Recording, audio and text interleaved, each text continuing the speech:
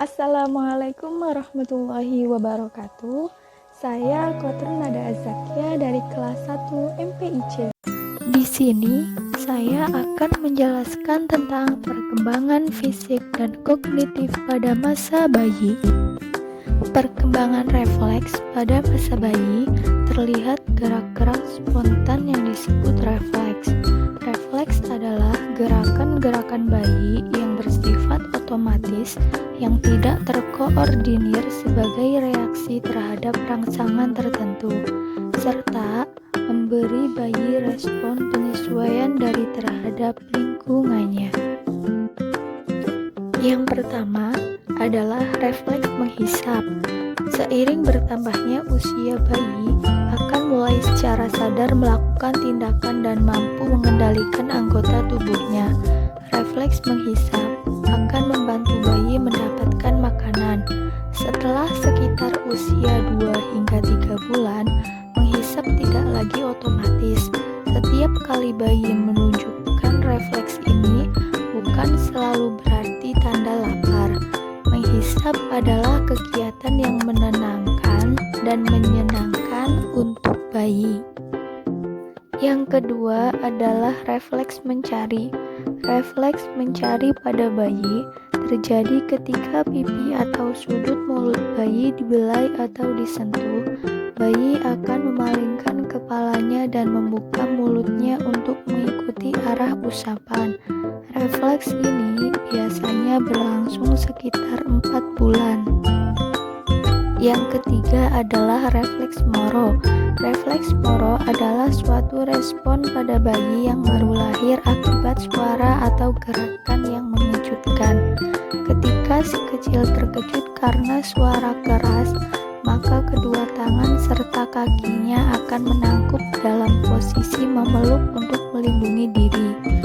Jemarinya pun juga ikut menggenggam. Refleks moro ini muncul sejak lahir dan hanya bertahan hingga usia 4 bulan. Dan yang terakhir adalah refleks menggenggam. Palmar pegang refleks muncul sejak baru lahir dan bayi bertahan hingga usia 3-4 bulan. Refleks ini terjadi pada bayi ketika jari telapak tangan terbongkar, maka ia pun akan merespon dengan cara menggenggam secara kuat, dan kekuatannya akan meningkat ketika jari akan ditarik kembali. Namun, mereka juga dapat melepaskan cengkeraman secara tiba-tiba. Selanjutnya adalah tinggi dan berat badan bayi. Pada saat dilahirkan, panjang rata-rata bayi adalah 20 inci atau 50 cm dengan berat 3,4 kg. Selama bulan-bulan pertama kehidupannya, berat badan bayi bertambah sekitar 5-6 ons per minggu. Pada tahun kedua kehidupannya, rata-rata pertumbuhan bayi mengalami perlambatan, dan pada usia 2 tahun, berat bayi mencapai sekitar 13-16 kg dengan tinggi sekitar 32-35 inci.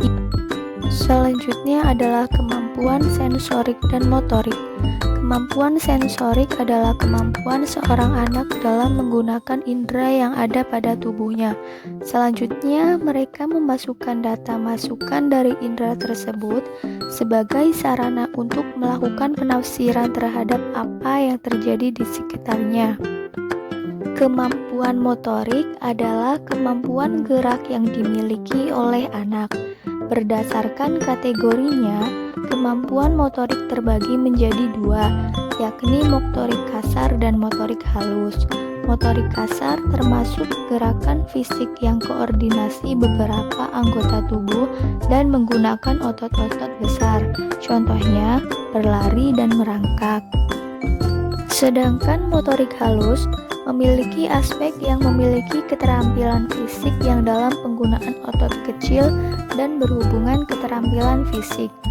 Motorik halus juga menjadi aktivitas yang butuh koordinasi mata dan tangan, contohnya bermain puzzle.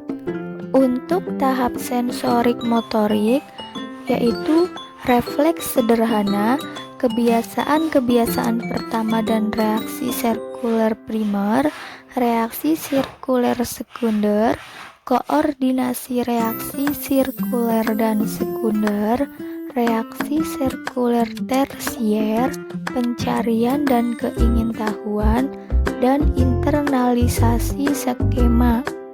Selanjutnya, memori dan imitasi. Memori adalah aspek utama dari memori kognitif yang melibatkan retensi informasi dari waktu ke waktu. Bayi memiliki memori sejak ia lahir dan dapat mengingat beberapa pengalaman itu pada usia 2-6 bulan. Pada usia 18 bulan, anak mengalami perkembangan yang dapat mengingat memori dengan lebih jauh. Perkembangan memori pada bayi juga harus didukung oleh orang yang memberikan semangat dan bimbingan, hingga memberikan asupan gizi yang baik. Sedangkan imitasi atau peniruan adalah kecenderungan untuk meniru orang lain atau sesuatu yang dipelajari melalui suatu proses pengkondisian agar orang melakukan peniruan terhadap perilaku tertentu. Selanjutnya yang terakhir adalah perkembangan bahasa. Bahasa awal dimulai dari sejak lahir bayi telah diperkenalkan dengan bahasa. Mereka mengkomunikasikan bahasa dengan gerakan tubuh dan merespon kata-kata yang disampaikan orang lain. Untuk kalimat satu kata, pada usia sekitar 1 tahun, anak mulai mengucapkan kata-kata pertama.